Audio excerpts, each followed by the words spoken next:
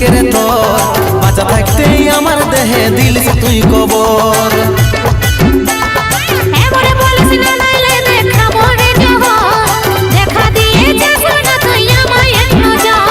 বাপের জন্মে যাব নাই শুনি আমি রে তোর ঘর যাকে ভালো লাগিল তাকে সাজা রে তোর